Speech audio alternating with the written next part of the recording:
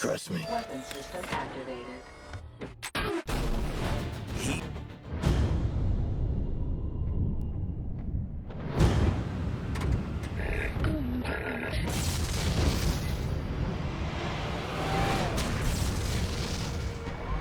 His name is known to comic book fans and film-going audiences around the world.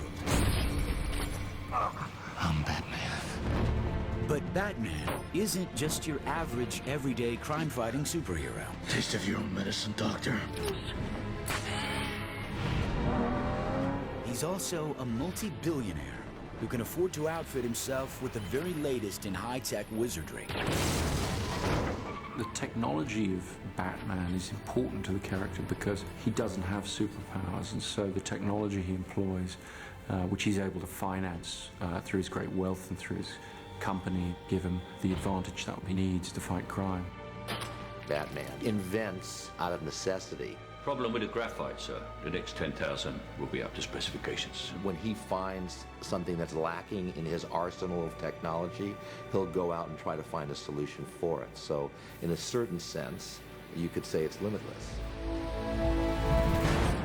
Since his very first appearance in the pages of Detective Comics, Batman has used the iconography of a bat to strike fear into the hearts of Gotham City's most notorious arch-criminals.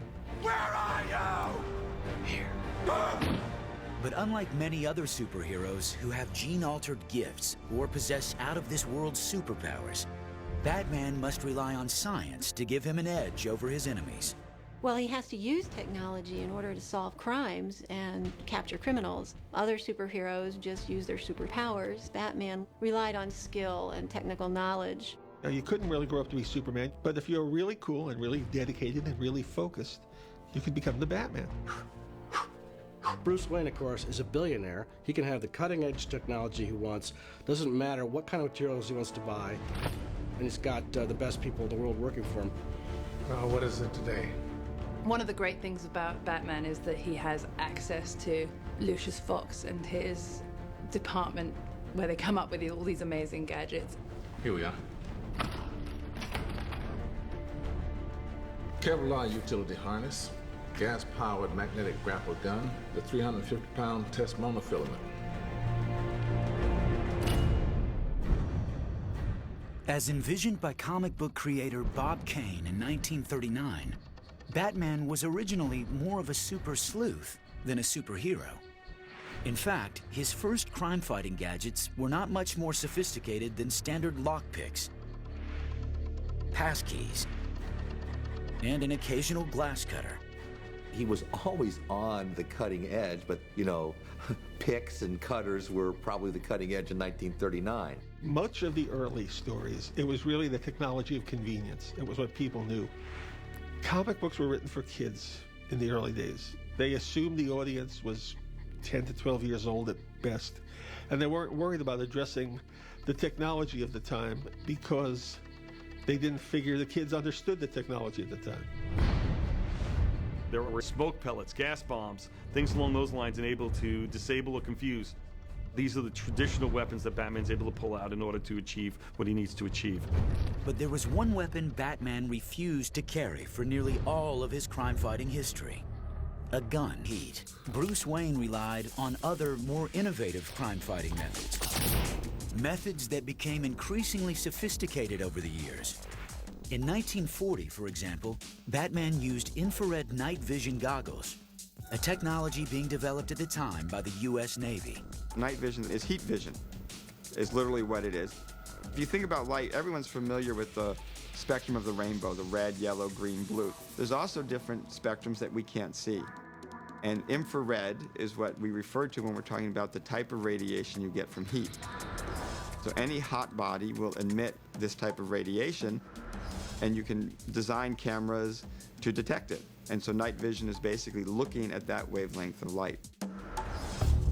Batman has lots of gadgets, but Batman's great thing was that many of them are all small enough to fit in his utility belt. And making things small can be a challenge, but it's not technologically impossible, and that's driving a lot of technology these days, is how can we make things smaller and smaller and still function the way we want them to.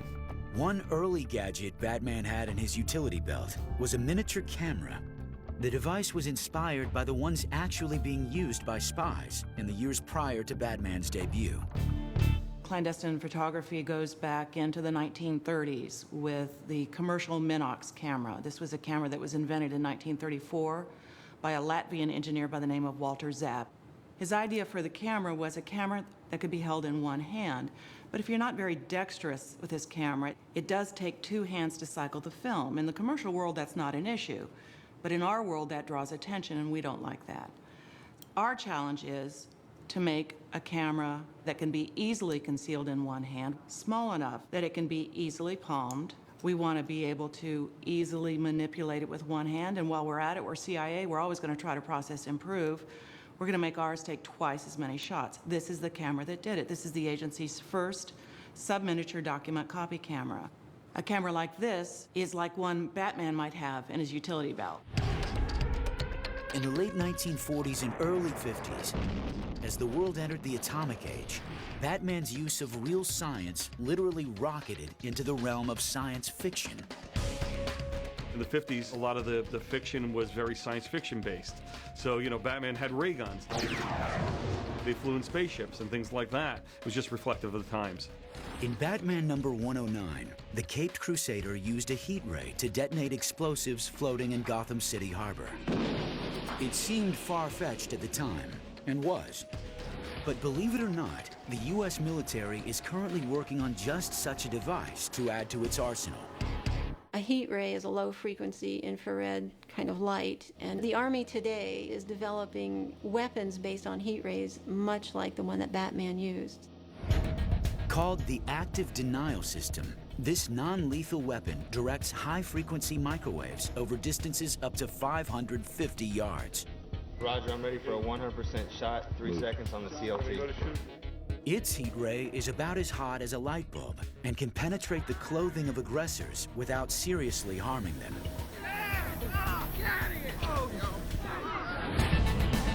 Liftoff. We have a liftoff. As the 1960s ushered in technology that fueled the space race, Batman stayed a step ahead with advances of his own.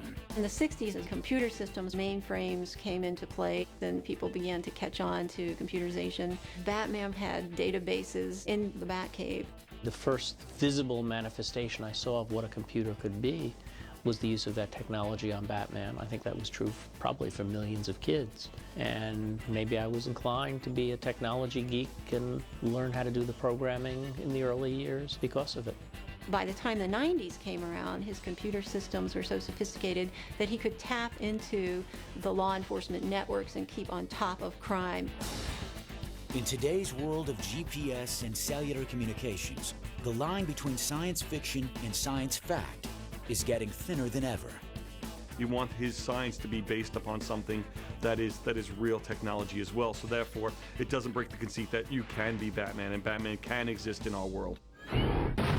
In movie incarnations like Batman Begins and The Dark Knight, Batman's weapons and gadgets have to stand up to ever-increasing scrutiny from audiences. All of the tools that he uses, therefore, have to have some credible basis in scientific reality. We really wanted to sort of address from the point of view of, yes, if you had limitless financial resources, could you focus that and apply that to creating some very extraordinary, useful crime-fighting techniques? In the Chris Nolan vision of Batman, everything has what I call a hyper-reality basis to it. So in the area of technology, Bruce Wayne and Batman would always take things and convert them from what we today would think is part of the real world. But as Batman's arsenal must meet the demands of 21st century technology, so too must his basic equipment, and that includes the most sensational suit ever worn by a caped crime fighter. Guy dresses up like a bat clearly has issues. It's the costume that transformed Bruce Wayne, would-be crime fighter, into an icon of heroism, justice, and strength. The Batsuit.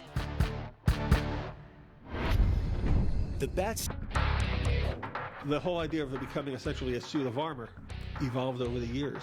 The inspiration for some of the technology of the Batsuit was almost accidental. When DC artists added a yellow circle to the suit, one that looked like a bullseye, writers were inspired to add a new aspect to the outfit.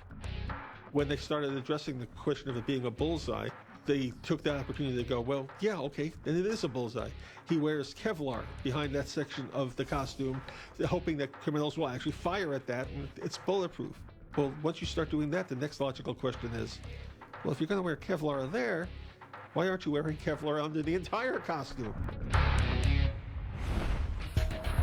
Kevlar bi-weave, reinforced joints. Tear-resistant. This sucker will stop a knife. Bulletproof. Anything but a straight shot. Kevlar's cool. It's 5 times stronger than steel, and when woven in layers, like 3 to 7 layers, it will protect the body. Developed by DuPont in 1965, Kevlar material gets its life-saving properties from the unique way its synthetic fibers are woven. In Kevlar, you have a bunch of fibers that are interweaved with each other, and so as they get hit, they actually stretch. The individual threads are fighting against each other, and it can resist very large impacts and high-speed bullets without actually breaking. So if you have a suit made of Kevlar and you want to know how close you can be to someone who's shooting at you, interesting question is less the range than the actual size of the bullet and the speed. And Kevlar vests can cover a wide range, and most, hand pistols and even some shotguns, Batman would be very safe against, even up at close range. In The Dark Knight, Batman's Kevlar suit gets an upgrade to the next level in defensive gear. I'd been looking for the story reasons for redesigning the suit, and then it occurred to me it's actually very simple. We just would have it be the real reason we did redesign it, which is he wants to be able to move faster and more flexibly. That's what we put into the story. Hardened Kevlar plates over titanium-dipped tri-weave fibers for flexibility. It'll be lighter, faster, more agile. Perhaps you should read the instructions first. We collected together, read about and looked at all these sort of Under Armour suits, what the Army use. So we just set about redesigning the suit. We see that it's made up of much more facets, like a suit of armor. The separate plates of armor of the new Batsuit are anchored on an elastic mesh. It's 110 components to this suit. We decided that smaller armored plates would allow a crumple zone between those armored plates and allow him more movement. The Batsuit's flexible, armor-plated design parallels an actual technology called ceramic armor, made by companies like Ceradyne Incorporated in Costa Mesa, California. Their ceramic plating has the resistance of steel, the material that's long been used to stop bullets. But ceramic plating is 70% lighter. To stop the bullet, you have to break the bullet. Therefore, you need something that is harder than the bullet. The lightest weight, hardest material known to man for these types of applications is known as boron carbide. Boron carbide is a black crystalline powder. When heated to extreme temperatures and formed into ceramic plating, it becomes nearly as hard as diamonds. So where you are right now are in the hot pressing area. This is where we take a powder and we make it into the lightest, hardest material known to man. Transforming the particles into armor begins by pouring the powder into forms and then compressing the material. The armor molds are then put into a hot press. And behind me, you can see the hot presses. These are induction heated, and they operate at temperatures close to 4,000 degrees Fahrenheit. The plates are then cooled, but they're not safe to be used as armor yet. On certain high impacts, ceramic armor plating still will shatter. But that's actually a benefit because it really dissipates the energy into the shattering of the material instead of your body. But shards of shattered ceramic plating can still be deadly if they enter the body. To prevent this lethal possibility, a special resin is fused to the back of each piece of armor to catch the broken shards. The final step is we have to put out an outer layer. The outer layer is called the spall shield. So when a bullet comes in, not only do you stop it and catch the fragments in the back, but there may be a little bit that tends to fly in the wrong direction. This will stop it. Armored protection, like Batman has in his suit, is essential to military personnel around the world. As shown in this video, taken by an enemy sniper, ceramic plating can be a soldier's best defense when under attack. The shot was aimed at the soldier's heart, but he survived thanks to his body armor. Development of the Ceradyne armor has resulted in thousands of lives being saved. You can hold the muzzle up against a guy's chest and pull the trigger, and we'll stop that bullet. You want my opinion? You need to lighten up. Batman can not only take a bullet, he can also literally take the heat. Thanks to the fact that his suit is made of the real fireproof material known as Nomex. Nomex is used in firefighters' uniforms. Welders can wear it. Racing car drivers can wear it. Anyone who's at chance of being near a high flame situation or an explosion. When exposed to flame, regular cotton fabric ignites instantly. But clothing made of Nomex doesn't burn. It doesn't catch on fire, it doesn't melt, and it doesn't do any of the horrible things you think of when you're in fire, so that you can withstand fires for minutes without melting, burning, or igniting. Nomex is a fiber with built-in flame resistance. When exposed to intense heat, the fibers carbonize and become thicker, creating a protective barrier between the suit and a person's skin.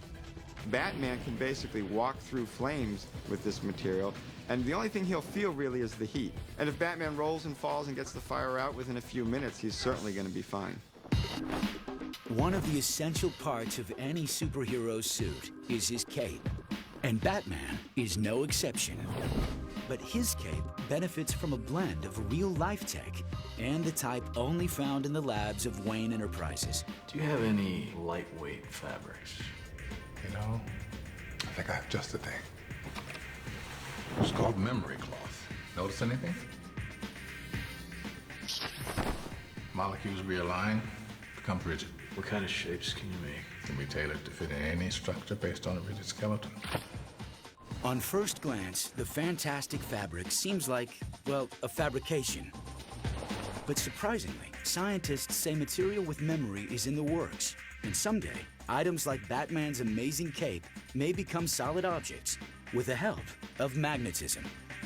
One that's been under active development is something called magnetorheological fluids. You have a fluid with little particles in it that when you apply magnetic fields, they all line up and they become very, very stiff. The problem is the amount they move is very small. So you would need a lot of them to have any sort of effect on your cloth. But it is not something that's technologically impossible. It's just something we haven't figured out how to do completely yet. Okay, so let's say Batman's cape can harden into a wing.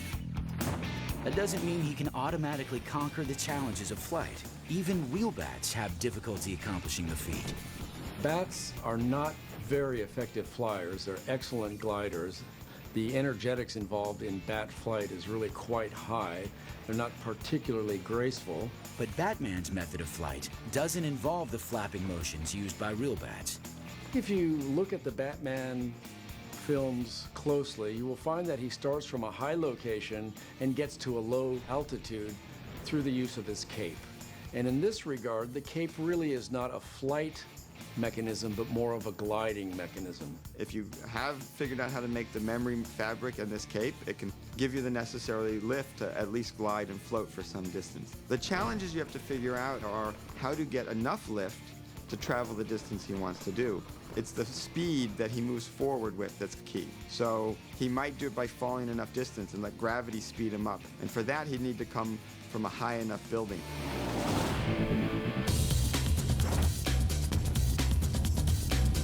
Believe it or not, people can actually glide like the Caped Crusader. In our world, we may not have Batman's transforming cape, but we do have something similar: wingsuits. The way this thing works is there's a slit right here. Air goes in the arms and fills up the suit. Actually, this whole entire suit is one big wing. The whole entire thing fills up with air, and that's kind of what helps you fly. You're not just controlled falling anymore. So a wingsuit works basically the same way that we expect Batman's cape to work. You have the fabric shaped between your arms and your body and your legs in a way that gives you an airfoil type effect, a wing-like effect that generates lift as you move forward through the air. But if you look at the way they use wingsuits, you can tell that there's some dangers there in terms of the way Batman uses his cape, is most of the people using a wingsuit also have a parachute for the last bit to get them down to the ground safely. Of course, not all of Batman's technological tricks are in his suit. For others, you have to look closer. Inside the most mysterious and versatile toolbox in superhero history, the utility belt. Hasn't every kid who read these comic books had a utility belt? Didn't you have a utility belt when you were a kid? Batman's gadget-packed wonder is not unlike kits used by counterintelligence crime fighters, though Batman's belt is more compact. Batman used the technology that was available to him at the time. Our traveling technical officers do the same thing. They carry a small kit with commercially available items. The kit even contains lock-picking devices, just like Batman's, but ours requires special membership and ID. Over the years, Batman's utility belt has contained scores of gadgets. Some of them more far-fetched than others. I always thought the rebreather was very cool. A rebreather is something that you sort of fit in your mouth and allows you to breathe underwater for a short period of time, longer than you could by holding your breath. But many of Batman's gadgets are based in real technology. Take, for instance, his flexible fiber optic periscope. Fiber optics are very common materials now. You can see them in a lot of kid toys. They're the nice little glass fibers at the end that shine the lights out the end. And basically what you do is bend light. Then as the light tries to bounce out of the tube, it actually reflects back in. We call this total internal reflection. The light stays inside the device. Even if you bend it through a fairly sharp angle or curve, it's the properties of the material it's made out of that keeps the light inside the fiber. And so you can take this periscope made out of fiber optics and bend it around corners and twist it around as much as you need to get where you want to look, and the light coming in one end will come out the other, and you can see what you're looking at. It's you, isn't it? The other kids won't believe me. Of course, other tools in Batman's belt are more lethal. His thermite bombs work like hand grenades do. What Batman would be very successful at is getting through doors, windows.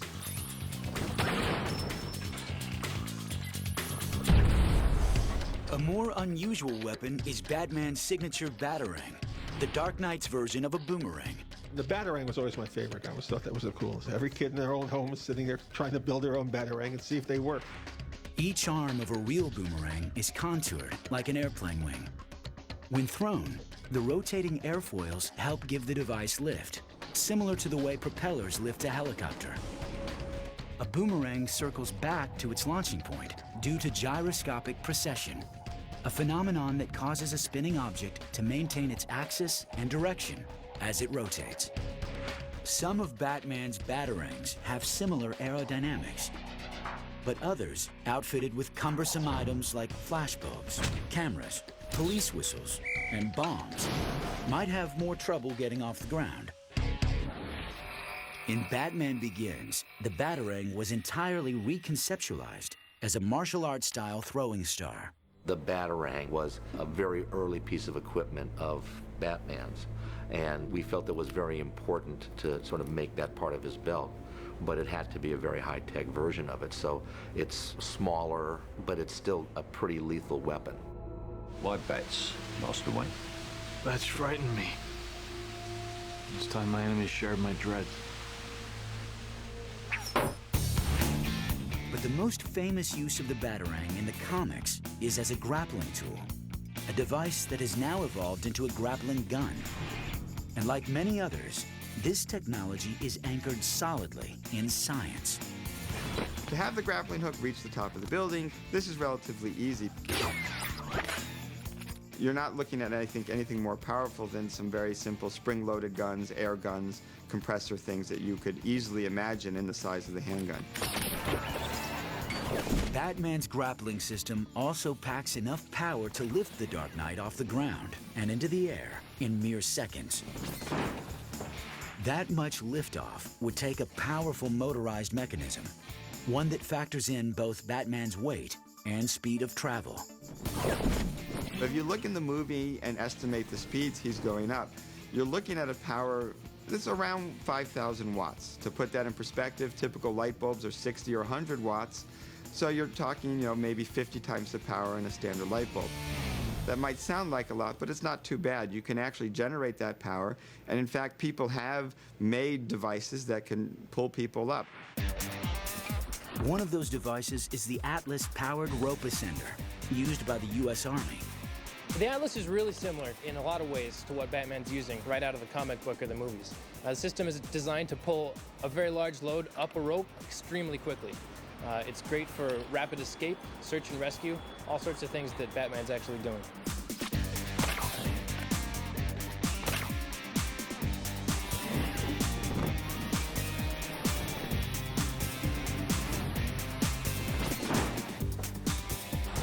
The Atlas also lets its user do a controlled descent down the side of a building or mountain.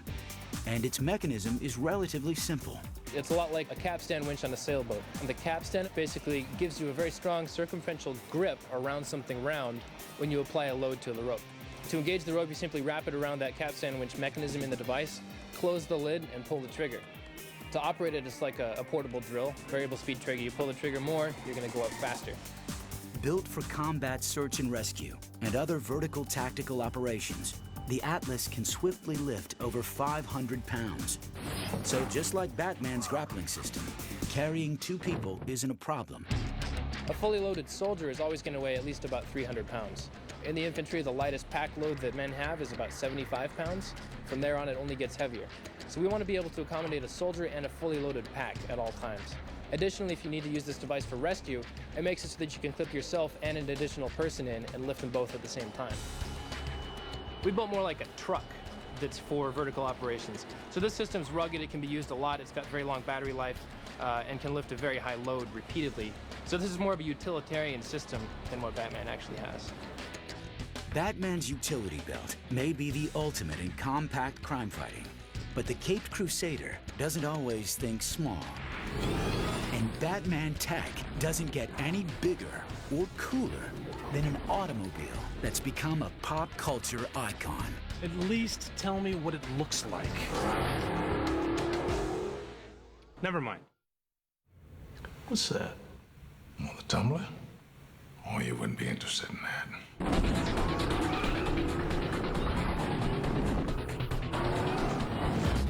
Since 1941, Batman has cruised the streets of Gotham City in a car that pays flashy tribute to his nocturnal namesake.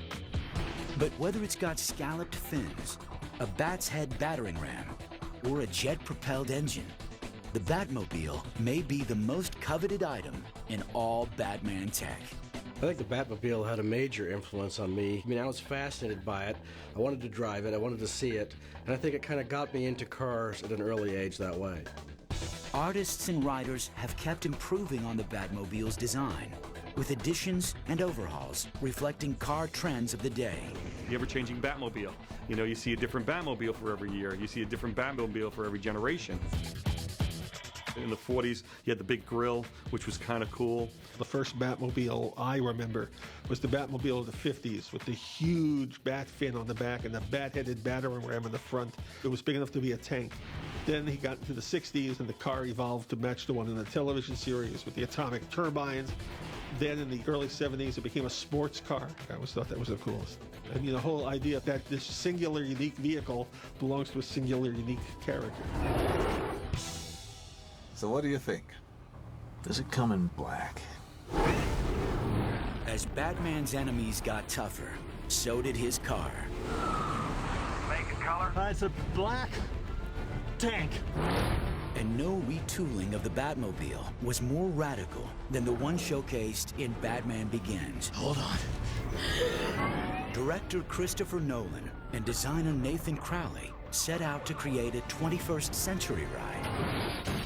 One whose practicality and power would help set the tone for the entire film. The purpose of redesigning the Batmobile, which we call the Tumbler, was to have it have capabilities that we felt a crime fighter would need to have in the modern day.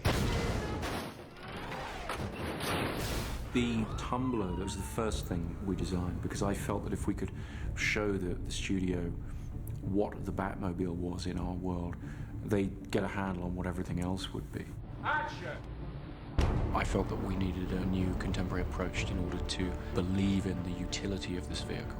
So what I proposed was a cross between a Lamborghini and a Humvee, something that would have the presence of almost a tank-like vehicle, but also with the speed and grace of a sports car. She was built as a bridging vehicle. During combat, 2 of these would jump over a river towing cables. So by definition, it needed to have a jet engine in it to allow it to jump over rivers or whatever in order to take the equipment across. It needed to have armor to protect it from taking hits. Also has the ability to drive in a stealth mode with an engine that's incredibly quiet, so it can sort of disappear into the environment. I lost him. We lost, Virgil. It's a pretty cool piece of equipment. The tumbler seems surprisingly realistic, but how much of it would actually work? Let's start with the aerodynamics. In spite of its weight of about 5,000 pounds, the tumbler can achieve impressive speed. The tumbler is a big, bulky, tank-like machine, but probably can go about 120, 130 miles an hour. Credit goes to its surprisingly sleek design. Just as airplane flaps generate lift to make a plane go up, the tumbler uses flaps to push the vehicle down and achieve greater velocity. The theory behind it is that it's got all these little aerofoils on the outside that all make tiny little wings. Instead of having one big as an aircraft. The other key aerodynamic element, surprisingly, is the airflow under the car. And this is actually what racing cars use. If you can design that air under the car to go significantly faster than the air on the top of the car, you get low pressure under the car, and the high pressure on top pushes you down on the ground. So if you want to understand how the tumbler gains stability by having the air blow underneath it, you can just take a piece of paper. You can generate high pressure on top and a low pressure underneath by blowing under the paper, and the paper will be forced down. Speed is one thing, but how does something as large as the tumbler manage to maneuver so well?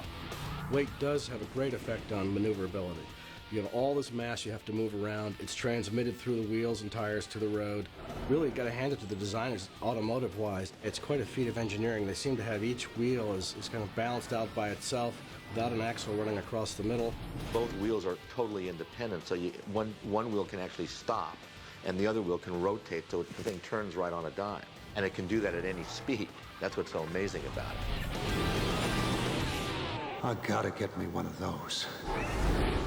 The tumbler is designed to get some of its momentum from a jet-powered engine.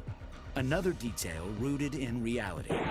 Jet-powered cars have been used to set land speed records, and they've even made brief trips into the consumer world. They've tried to use jet engines in cars throughout history. 1963, Chrysler introduced the turbine car. 50 models they made. It had a jet engine in it. They only gave them to about 200 customers for 3 months each. It was a very experimental program. Most people who drove it loved it. Unfortunately, the car wasn't great on gas mileage.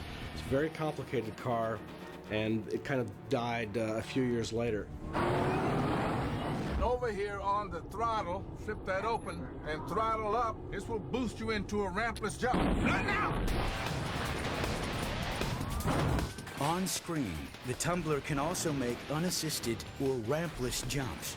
If it comes off perfectly parallel to the ground, it's always going to fall a little bit.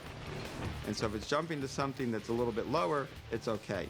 If it wants to jump to something at the same height or higher, it needs some form of lift, or it needs to come off at a slight angle. The way you could do this is imagine a little bit of a wheelie as you take off. You don't actually need a ramp to get a little bit of vertical velocity, especially since you've got the jet engine on the back to give you that extra thrust. You just get the front end of the car up a little bit, fire your jet engine, and now you're going off at an angle.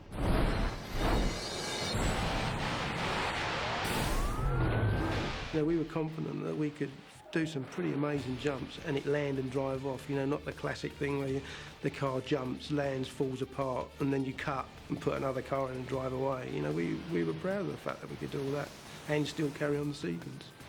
If you had powerful enough hydraulics or electromagnetic shots up front, and then you had a very powerful jet engine and aimed down a little bit, you might be able to get enough of a leaping effect to go 10, 20, 30 feet in the air. The real danger is the landing. He's going to be landing at a very high speed. So the front end of the car has to have the stability and the shock system to survive that jump. And in fact, if you look closely, the Batmobile does some interesting thing. The front wheels extend, there's extra shock absorbers there, and when it hits the ground, it slows down over that longer distance that enables it to survive the impact. The Batmobile Tumbler is certainly impressive, but the tech team at Wayne Enterprises isn't resting on its automotive laurels. These days, Batman's got a new and even more outrageous way to navigate the mean streets of Gotham City. Will you be wanting the Batpod, sir? In the middle of the day, Alfred? Not very subtle. The Lamborghini, then. Much more subtle. Over the years, Batman has used his technological know-how to create countless vehicles to help him fight enemies like the Joker. He's had bat planes, bat boats, bat copters, and even a vehicle that could go from the air to under the sea. 3 years after Batman Begins, its sequel, The Dark Knight, pushed Batman tech even further. One of the joys of working on a character who's been around for thousands of stories is you have to continually ask, how do I top this? The answer? The Batpod, a bold new vehicle that's part motorcycle and part lethal weapon. It's something which looks like some crazy Vikings idea of a customized motorbike. It looks formidable, and like everything with the movie, it works. It looks raw and it looks very extreme. It looks really powerful and dangerous. So I think that is it's sort of the bad boy, you know?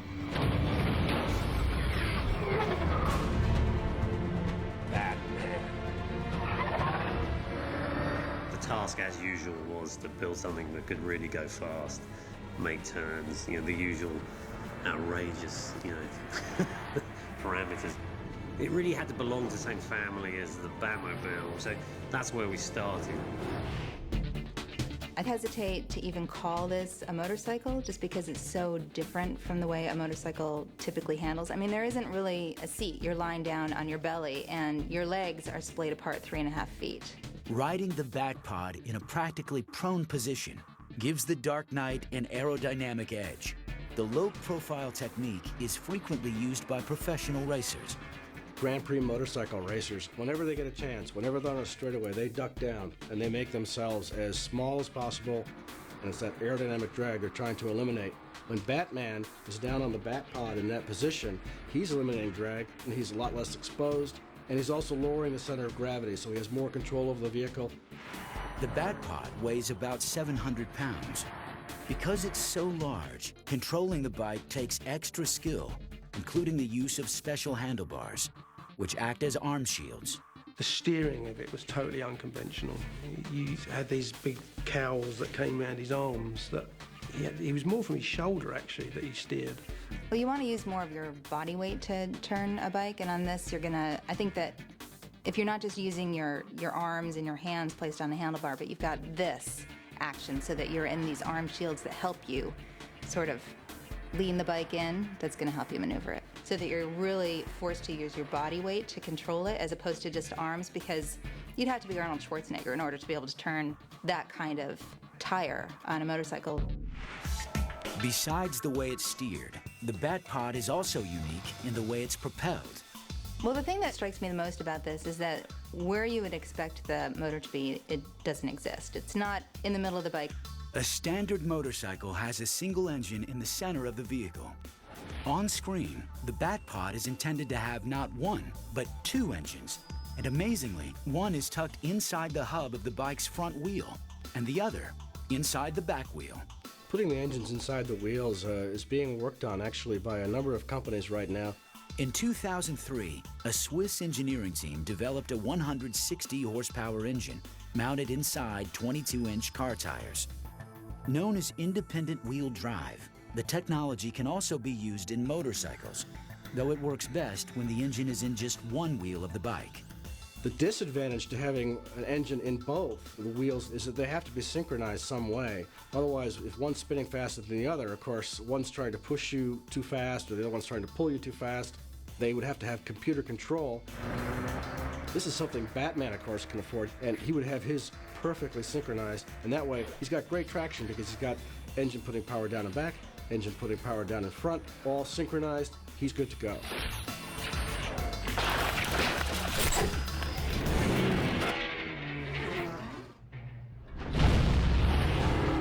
Today, thanks to scientists and engineers who've been inspired by the gadgets in the Dark Knight's world, Batman's technology is no longer just fails to fast-flying batarang blades. And from armor-plated bats